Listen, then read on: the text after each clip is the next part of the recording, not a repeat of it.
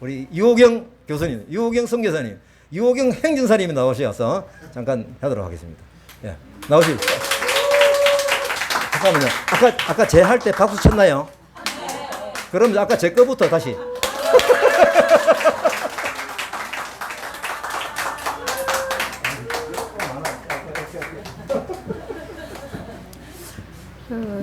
이 부분은 그냥 여기 제목에 있는 것처럼 선교 사례입니다. 그래서 지금 은현교회도 이미 하고 계시는 것도 있을 거고 또 앞으로 하고 싶으신 경우도 있을 것 같아서 우리는 이렇게 했어요라는 예를 한번 들어서 설명을 드리면 혹시나 아이디어가 될까 싶어서 말씀을 드립니다. 그래서 일단은 이 친구들을 그렇게 금방 만나서 금방 복음 전하고 그렇게 할 수 없기 때문에 계속적으로 만나야 되거든요.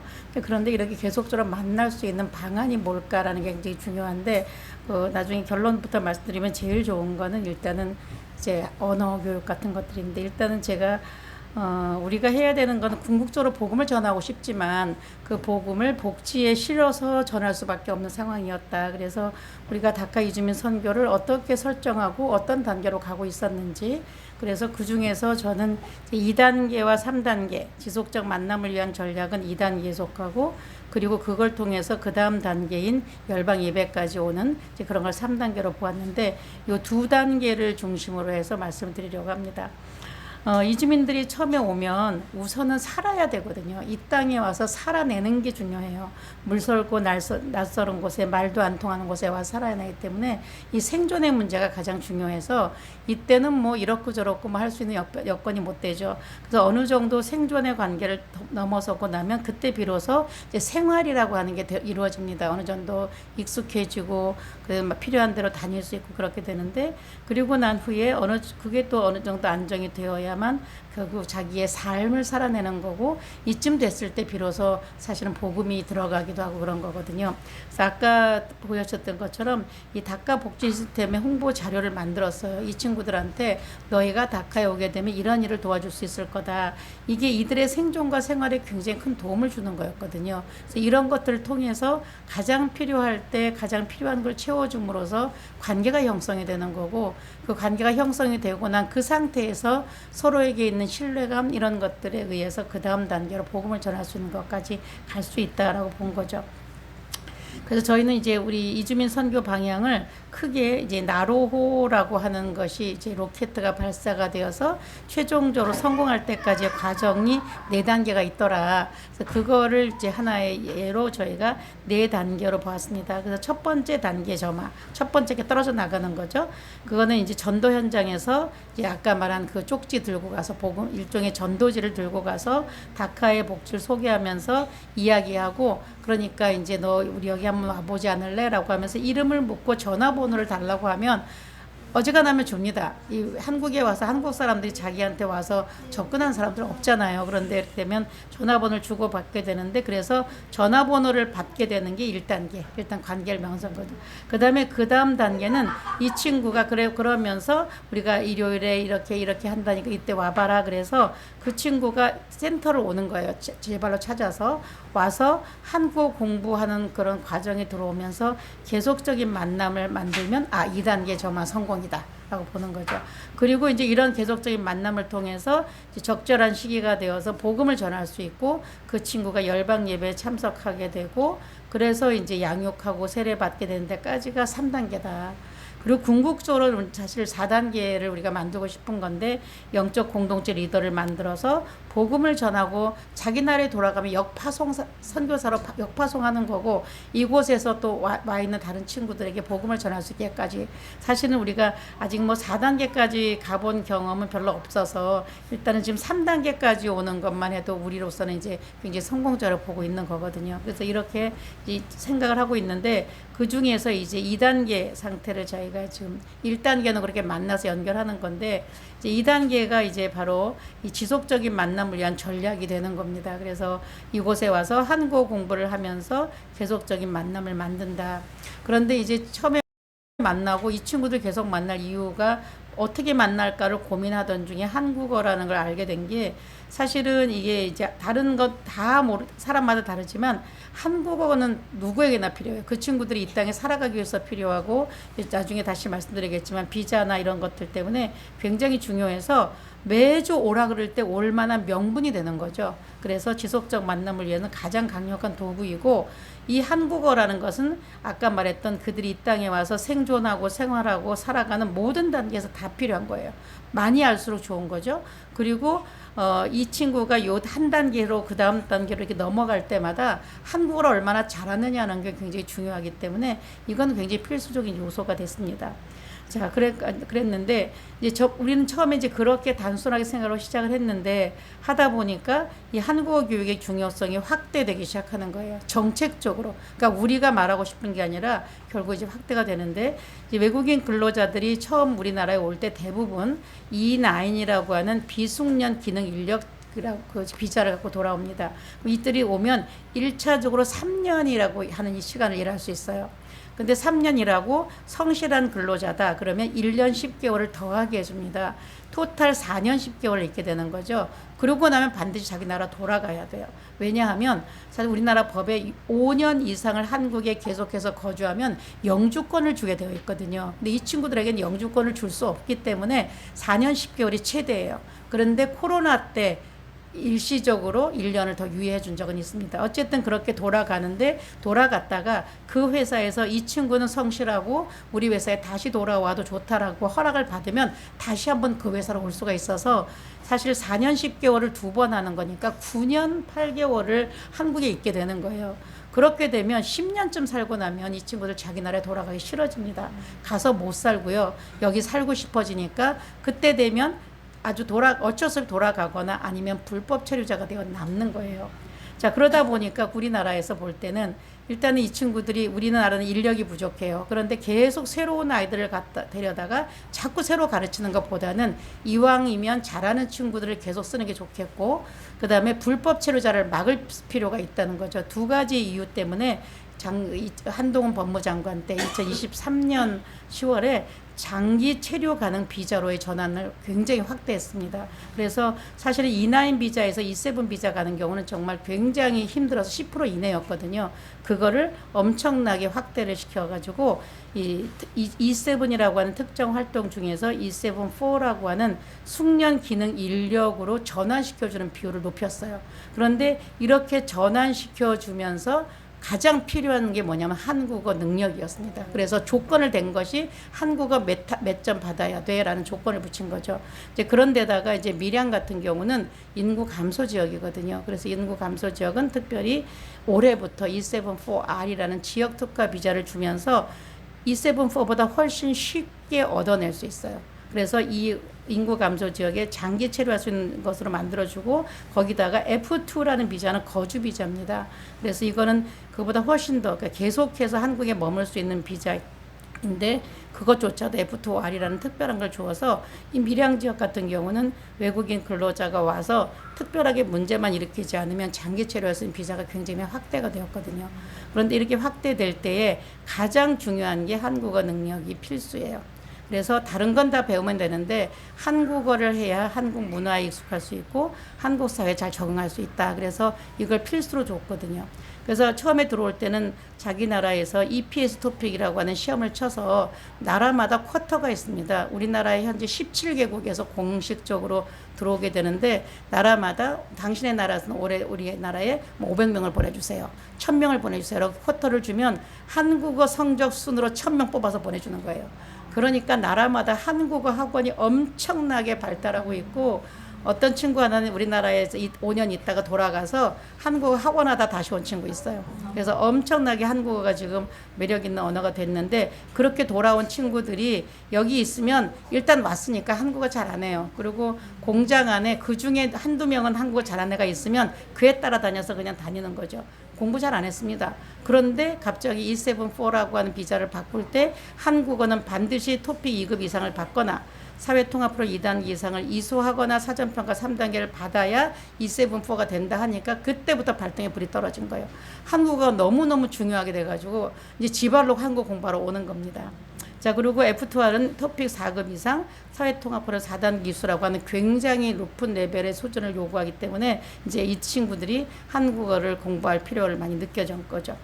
자, 그렇게 했는데 이제 저희가 아까 다카라고 하는 것이 다문화 카페 교회라고 했잖아요. 저희가 제일 먼저 법인을 교회 법인을 만들었습니다. 우리는 궁극적으로 복음을 전하기 위한 단체이기 때문에 교회라는 법인을 만들었는데 이제 이렇게 하다 보니까 지자체의 도움이나 그걸 이게 활용할 수 있는 방안이 있더라는 걸 제가 알게 됐는데 그게 교회 이름으로는 그걸 얻어내기가 좀 어려워요. 약간 종교적인 편중 이런 느낌이 있어서 그래서 저희가 대외적으로 뭔가 일하기 위해서 약간 남들이 볼 때는 이렇게 종교의 냄새가 좀 나지 않는 뭔가 하나 있는 게 좋겠다라고 생각이 들어서 2023년 6월 달에 다카 이주민센터라고 하는 걸 하나 만들어서 다카는 우리의 이제 트레이드 마크가 됐기 때문에 이주민센터를 하나 만들었고 그래서 관공서 같은 데 하고 이제 대외 활동을 하기 위해서 만들었는데 이제 그때 제가 이제 대표로 했던 것이 제가 24년 2월 말에 정년퇴직했거든요. 머지않아 퇴직도 다가왔고 이제 제가 공무원이긴 해도 이렇게 비영리법원에서 돈을 받지 않는 일은 해도 된다라 그래서 제가 대표가 되어서 이걸 만들었는데 이걸 만들자마자 바로 10월 달에 밀양시에서 외국인을 위해서 뭔가 해야 되는데 뭘 할까 하다가 외국인 노동자 한국어 교실을 운영해야겠다고 결정을 내린 거예요. 그런데 이거를 자기들이 직접 할 수 없으니 위탁기관이 필요했는데 누구한테 맡기지라고 물어 저기가 찾아진 거죠. 그래서 저희는 어플라이 한 것도 아니고 그냥 제 발로 걸어와서 외국인 노동자 한국어 교실을 운영하게 됐습니다. 밀양시가 지원하는 사실 돈은 1,100만 원뿐이 안 돼서 1년 동안 2클래스 운영하면서 그래서 이 1,100만 원을 받고 서류가 얼마나 복잡한지 제가 정말 이 돈 내한테 다 쓰라고 그러고 내가 그 서류 해도 나 하기 싫다 싶을 만한 돈을 받고 일을 했습니다. 어쨌든 했는데 그게 되게 성공적으로 잘 끝이 났고 올해는 그게 2배로 4클래스를 운영하면서 예산을 2천만 원을 받아 지금 운영을 하고 있습니다. 이제 그렇게 하다 보니까 마트에 가서 전도하고 다카에 오라고 하던 일을 저희가 할 필요가 없어졌어요. 밀양시가 모든 공장에 공문을 보냅니다. 만일 당신 회사에는 외국인들 중에 한국어를 배우고 싶은 사람이 있거든 다카선 이주민센터로 연락을 하시오. 그러니까 공장에서 전화 오고 이제 제발로 이제 애들이 오기 시작하니까 요즘은 전도하러 마트에는 안 가도 됩니다. 1단계가 그냥 해결이 된 거죠. 그리고 이렇게 공부하러 오던 친구들이 오다 보니까 소문이 나서 친구를 데리고 오기 시작을 해서 이제는 1단계는 완전히 해결이 됐어요. 그래서 우리는 이제 2단계를만 이제 열심히 하고 있는데 이제 2단계에서 3단계 가는 게 관건이긴 하죠. 자, 이렇게 하고 있는데 이 친구들을 만나서 하다 보니까 이 친구들이 결국은 이렇게 이제 공부를 하간 우리가 레벨별로 해야 되기 때문에 뭐 정식으로 강사료 주는 반도 있지만 이렇게 개별적으로 1대1로 가르치기도 하고 뭐 여러 가지 형태로 해서 어쨌든 한국어 교육을 열심히 시키고 있습니다. 자, 그러다 보니까 이 친구들이 근데 밀양시에서 지원한 한국어는 그냥 오면 자기가 공부하러 오는 것 뿐이지 뭐 의무적인 게 없잖아요. 그런데 이 친구들에게 중요한 건 아까 이건 토픽이거나 사회통합 프로그램이라는 거 이걸 해야 되는 거거든요. 근데 이 사회통합 프로그램 운영기관이라고 하는 것이 굉장히 희소합니다. 이제 사회통합 프로그램이라는 건 처음에 만들 때 제한 외국인이 우리 사회 구성을 살아가는데 필요한 소양을 함양하는 기회를 제공하는 거다라고 해서 만들었고 그래서 한국어와 한국문화, 한국사회 이해라는 과목으로 가르쳐요. 근데 이건 주관은 법무부예요. 교육부 법무부고 그래서 이제 이렇게 무조건 한 단계를 거의 100시간씩으로 해가지고 한 단계를 하고 있는 중인데 그런데 이게 굉장히 밀양에는 딱 한 군데가 있었어요. 밀양시 가족지원센터. 근데 거기는 주중에 9시에서 6시 그 사이에 강의를 하니까 외국인 근로자는 다 직장 가야 되니까 하나도 할 수가 없는 거예요. 그래서 이 친구들이 필요한 사람들은 부산으로 양산으로 김해로 엄청난 시간을 들여서 공부하러 가는 거예요. 저희가 그걸 알았어요. 그래서 어떻게 하든지 이 가까운 곳에서 할 수 있도록 하기 위해서 노력을 했는데 이게 3년에 한 번씩 5년 기관을 뽑아서 하는데 저희가 이미 알았을 때 이미 1년 전에 끝이 난 거예요. 저 2년을 준비했고 2024년 작년에 10월에 드디어 공고가 나고 저희가 이제 운영기관을 뽑았는데 저희가 뽑혔습니다. 그래가지고 저희가 이제 이 운영을 하게 되었고 그래서 지금 이 사회통합 프로그램이 돼서부터 시작해서는 우리가 엄청난 권위 가진 기관이 된 거예요. 이 친구들이 오고 싶어서 난리예요. 그래서 지금 우리는 어떻게 운영하냐. 그래서 일단 적어도 3년간 저희는 운영권을 받았고 지금 두 과정을 하는데 그래서 1학기는 지금 3단계만 했는데 토요일 7시부터 11시까지 강의를 합니다. 이 친구들이 퇴근하고 올 수 있기 위해서 그렇게 하고요. 주일날은 저희는 주일 예배도 해야 되고 하기 때문에 11시에 저희가 예배를 마치고 점심 먹고 1시에 시작을 해요. 그래서 5시까지 강의를 하고 나면 5시에 바로 열방 예배로 연결이 됩니다. 자, 그래서 이렇게 시간을 이제 약간 전략적으로 만들었죠. 그래서 지금은 이제 얼마 전에 3단계와 4단계까지 이번 두 단계를 했고 얼마 전에 종강을 했습니다. 지난주에 바로 종강했습니다.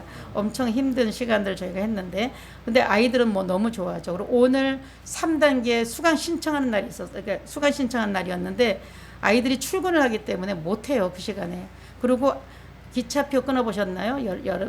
명절에 시간 딱 돼서 땅 들어가요. 오늘 9시에 완전히 땅 들어가면 시스템 막 마비되고 뭐 여러분들 수강 신청 해봐죠. 대학에 똑같습니다. 그래서 오늘 뭐 저는 그래서 한 사람이 한 명씩밖에 못 하는데 그래서 우리 대학원생 총 동원시킵니다. 너희들 시간 되는 사람 2월 13일 아침 9시 되는 사람 모읍니다. 하나씩 다 맡기는 거예요. 그 맡겨가지고 딱 땅 해가지고 시작하는데 오늘 그리고 다 성공하고 한 명만 대기를 뽑혔는데 오늘 해야 되고요.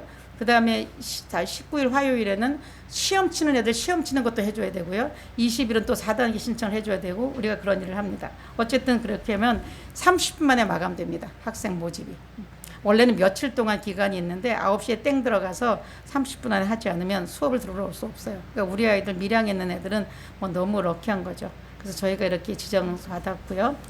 그리고 이걸 하기 위해서는 필요로 하는 조건이 있어요. 그래서 사무실도 있어야 되고 휴게실도 있어야 되고 강의실도 있어야 되는 거를 저희가 있는 실들 전부 다 이렇게 우리가 실이 의외로 좀 많아요. 옆에 많습니다. 많은데 그런 게 다 이렇게 활용돼서 이쁘게 꾸몄죠. 사진 찍기 위해서 물론. 그리고 실사도 왔습니다. 실제로 정말 강의해낼 수 있는가 실사도 오고 이렇게 해가지고 이런 것들이 준비되면 사회통합보험 신청할 수 있어요. 근데 지금 과거보다 조금 더 많이 오픈되는 게 외국인 근로자 수가 너무 많아졌고요. 필요해졌고 그리고 올해부터 강의료를 받습니다. 10만 원씩. 그러니까 그 강의료를 받으면 강사급여는 나오는 법무부가 예산이 없어서 못 늘렸는데 조금 늘릴 가능성이 있어서 은연교회도 혹시 필요하시면 하실 수 있을 것 같아요. 자, 그래서 지난번에 요번에 얼마 전에 3단계, 4단계가 끝났는데 아이들이 종강 파티를 하자 해서 자기들이 돈 내서 이렇게 종강 파티도 하고 했습니다. 그래서 이때 저희가 이제 이때쯤 되면 원래 여기 종교에 대한 이야기를 하면 안 됩니다. 그래서 그동안은 계속 은근하게만 이렇게 흘려다가 이날 마지막 날은 대놓고 우리 이런 곳이다. 너희들 그리고 우리가 왜 이런 일을 해? 그리고 여기 보면 바깥에 테이블에 우리가 매일같이 먹을 거 빵하고 뭐 이렇게 음료수 차 해놓거든요. 애들이 토요일날 퇴근하고 밥도 못 먹고 막 쫓아오기 때문에 여기다 빵 이런 거 해놓는데 아무도 그렇게 해주는 데가 없어요. 아무데도 이런 거 안 줘요. 물밖에 없어요. 여기 닭하는 너무 잘해줘요. 우리 애들이 그렇게 말할 만큼 좋아했는데 이제 그런 것들을 다 제공했죠. 그래서 우리가 왜 그런 걸 제공했냐 하면 이런 이유라고 해서 우리는 크리스찬이고 하나님의 사랑을 받았기 때문에 너희들한테 전해주는 거라 얘기하고 그리고 뭐 이렇게 여러 가지 이런 얘기들을 쭉 하면서 우리들의 속내를 다 드러냈고 이제 끝나는 마당이니까 우리 이 친구들 중에 다시는 오지 않을 친구들도 있으니까 이제 그렇게 해서 이런 종강 파티 시간에 이제 저희 센터나 이런 것들에 대한 설명을 충분히 했습니다. 이렇게 맛있게 자기들이 만들어서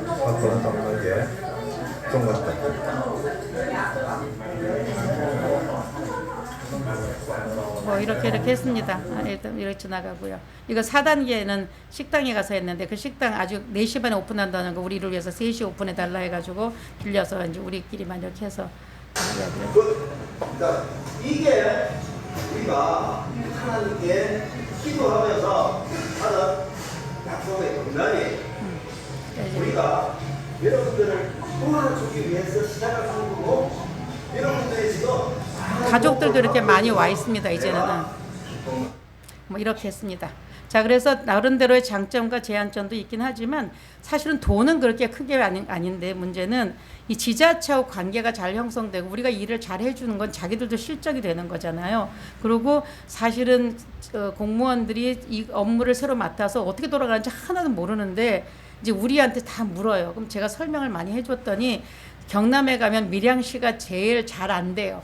이해도 잘하고 밀양시가 제일 잘한다고 소문이 났고 그리고 아까 말했던 특화비자 얘기했는데 이게 밀양에 있는 모든 군과 밀양시가 그 인구 감소 지역인데 다른 지역은 신청자가 없어요. 왜냐하면 너무 시골이어서 업체도 없고 어디 다른 데 갈 수가 없어서 안 하거든요. 근데 밀양은 보시다시피 굉장히 인근의 김해, 양산 이런 데 가기가 되게 쉽거든요. 그래서 경남 지역에서만 직장을 가지면 되는 부분도 있어서 밀양 지역만 지원자가 굉장히 많습니다. 그래서 어쨌든 이런 게 하여간 지자체하고 우리가 아이들 비자 때문에 일단 그 지역 특화 비자는 지자체에서 먼저 허락을 얻어서 그다음 하는 건데 지자체 공무원이 얼마나 협조적인지 몰라요. 뭐 다 아주 굉장히 쉽게 편하게 잘해줍니다.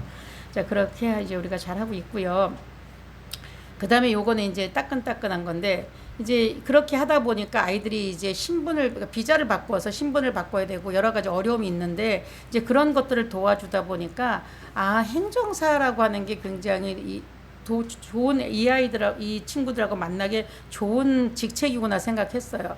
그런데 행정사 시험이 어렵다고 하더라고요. 그래서 제가 또 퇴직하는 마당에 그럼 행정사 시험을 한번 쳐볼까? 그러고 이제 에듀윌 학원에 들어가서 뭐 책을 뭐 보고 찾고 하다가 쭉 내려가다 보니까 마지막에 뭐라고 돼 있냐면 시험 면제 대상자라는 항목이 있더라고요.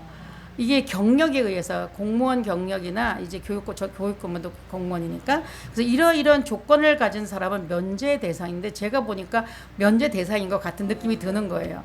아니나 다를까. 그래서 제가 정말 시험을 볼까 생각하고 뭐 학원을 다녀볼까 하고 하다가 제가 면제 대상인 걸 알았고요. 그래서 작년에 이제 응시를 그러니까 이거 원서는 내요. 원서 내는데 시험 면제돼 가지고 제가 작년 12월 달에 행정사 자격을 얻었습니다. 이제 그리고 올해 이제 다 교육을 받고 해서 3월 달에 이제 사무실을 오픈했고요. 옆에 있는 방이 행정사 사무실이자 다카이즈멘세다 사무실이자 한국교육 강의실이고 이렇습니다. 어쨌든 그렇게 하면서 이제 이 친구들하고 그러면 어떻게 하면 좋을까를 고민하다가 외국인 근로자 토털 케어 멤버십 제도를 만들었어요. 너희가 이 멤버십에 가입해라. 가입비 10만 원이다. 얼마 만에 한 번 10만 원 내냐요. 너네 나라 돌아갈 때까지 10만 원이다. 한 번 받아놓고 그러면 이 친구는 나하고 이제 연계가 된 거죠. 그리고 앞으로 너희가 필요할 때 언제든지 상담을 무료로 해줄 것이고 시험 칠 때 접수도 대신 해줄 거고 그러고 너희가 비자를 신청할 때는 일반적으로 하는 그 비자 비용이 한 50%만 받을 것이고 뭐 이렇게 해가지고 제가 벌써 한 40명 정도 회원을 확보해 놨습니다. 어쨌든 근데 이걸 하고 나니까 그 친구들에 대한 모든 걸 제가 파악하게 되는 거예요. 비자를 내려니까 아내가 오고 싶어요. 뭐 어떻게 됐어요. 아기를 낳았어요. 뭐 이런 얘기가 다 저한테 오기 때문에 이거는 그리고 행정사가 되기 전에도 제가 도와줬거든요. 이렇게 하는 거를. 그때는 회사에 연락하면 당신이 누군 줄 알고 내가 서류 주냐고 안 줍니다. 행정사 되죠. 돈 받고 서류 쉽게 받습니다. 행정사입니다. 다 주거든요. 그리고 아이들한테도 오히려 이 행정사는 무료로 공사할 때보다 돈 받아가면서 건이 있어지면서 서류도 쉽게 얻어낼 수 있고 굉장히 좋아요.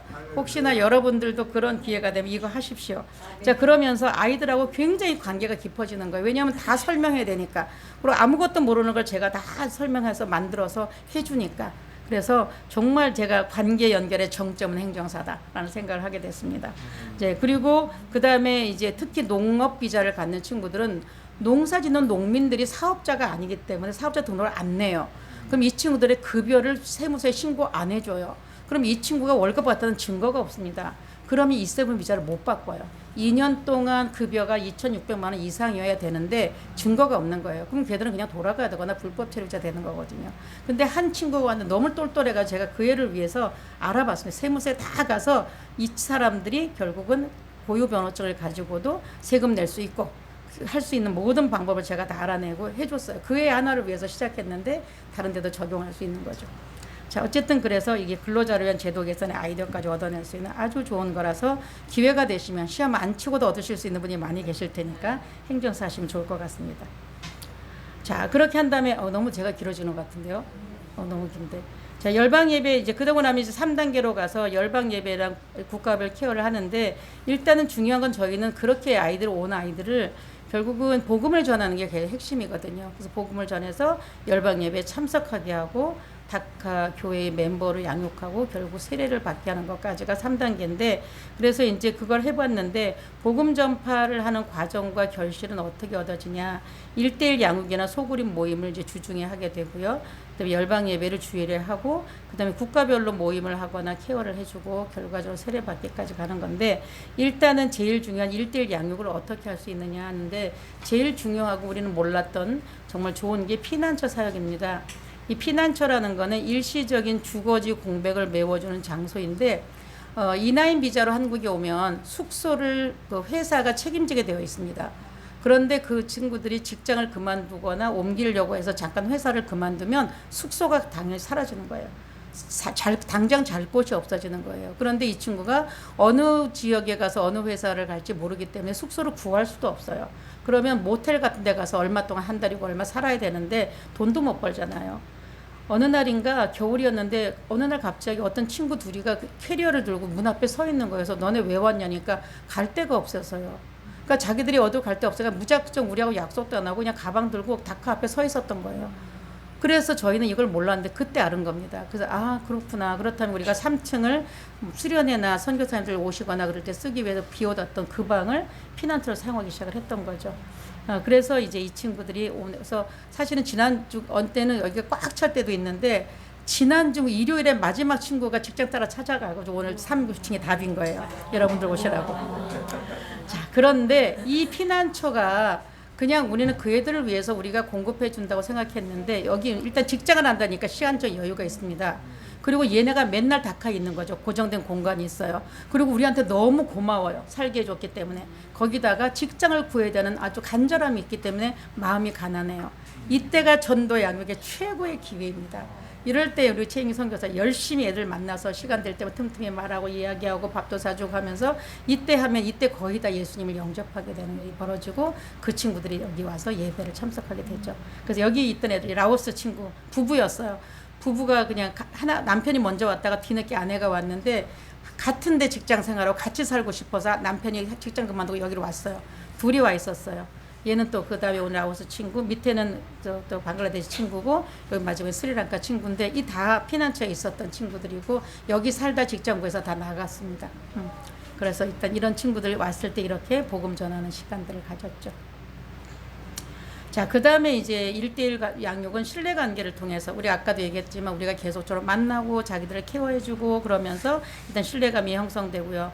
적어도 기독교에 대한 관심이 높아지고 무슬림 같은 애들에게는 그냥 이 거부감을 없애주는 것만 해도 굉장히 큽니다.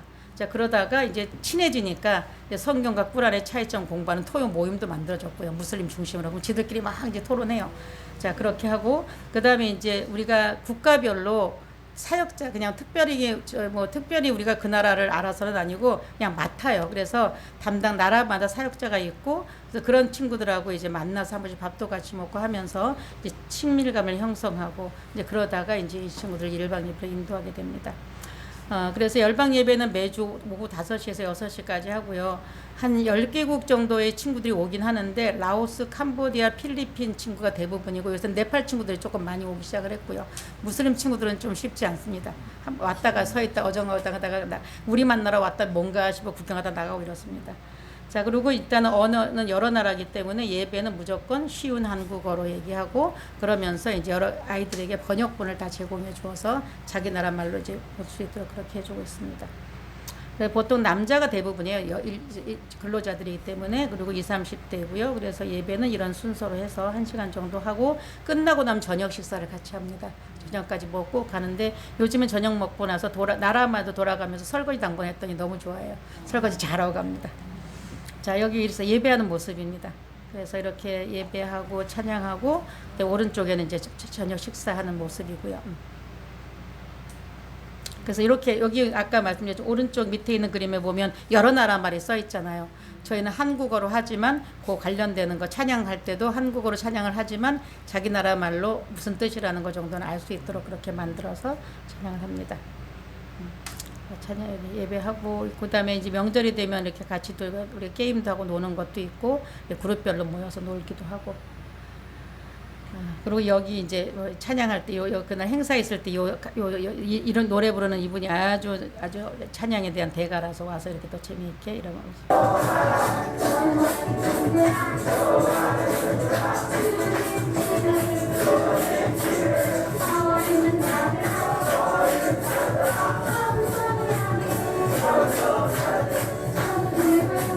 찬양을 신나게 합니다. 못해도. 자, 그렇게 하다가 이제 4주째에는 한 3주간은 이제 설교하고 난 다음에 4주째는 나라별로 나누어서 이제 그동안 들었던 설교 잘 이해했는지 생각이 어떤지 이런 것도 나눔하고 기도 제목 나누고 이제 그렇게 합니다. 그래서 국가별로 공동체 모임을 하고 지금 저희는 그 나라별로 가장 리더급 되는 애들을 좀 키워서 그의 중심으로 자치회를 만들도록 그렇게 계속 하고 있는 중이고요. 이제 그렇게 하고 있습니다. 그래서 이거는 이제 나라별로 모여서 이제 나눔하는 그런 모습들이고요. 방방이 나누어서. 그리고 이제 이거는 뭐 친구들 만나서 같이 이렇게 여기 외누에는 파키스탄 무슬림들 절대로 예배는 안 오는데 엄청 애들 잘생겼죠. 파키스탄 애들 되게 잘생겼어요. 자기 집에 초대해서 저희 가서 밥 먹는 모습이고요. 나라별로 모여서 있는 모습입니다. 우리 이건 저녁 식사하는 모습이고 그다음에 이거 언젠가는 아마 이건 크리스마스 파티했나 뭐 그런 시간인 것 같습니다. 자 그리고 세례를 했는데 저희가 두 번 했어요. 두 번. 그래서 이제 매년 2회 실시 예정이라서 부활주일과 추수감사주일에 하려고 하는데 첫 세례식은 캄보디아 2명이었고요.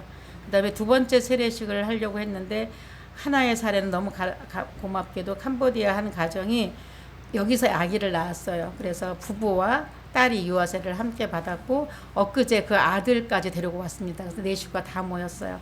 자 그리고 두 번째는 이 라오스의 낸이라는 친구인데 자기가 세례 받기로 했었는데 선생님 제가 나중에 받아야 될 것 같아요. 그래서 자기 그 라오스에 있는 아내한테 말했더니 왜 당신만 받느냐고 나랑 같이 받자고 해서 아내를 위해서 기다려주는 중이라고 하는 걸 보니 그리고 막내 동생 하나가 또 한국에 왔어요.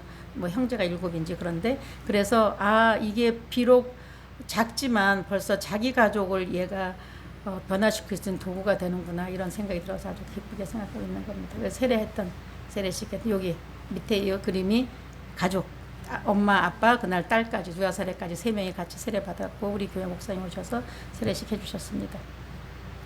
자 그래서 이렇게 저희는 이렇게 다 각각 한 가정마다 한 나라들을 맡아서 지금 작업을 하고 있습니다. 맡고 있어서 그런 내용들 여기 한번 보여드리고 있고요. 어느 날인가 밥 먹으러 들어간 아이들의 신발을 이렇게 가지러 놓아봤습니다. 이렇게 많이 와서 함께 식사하면서 교제하고 있습니다. 그냥 사례니까요. 너무 길게 했습니다. 네, 이 정도.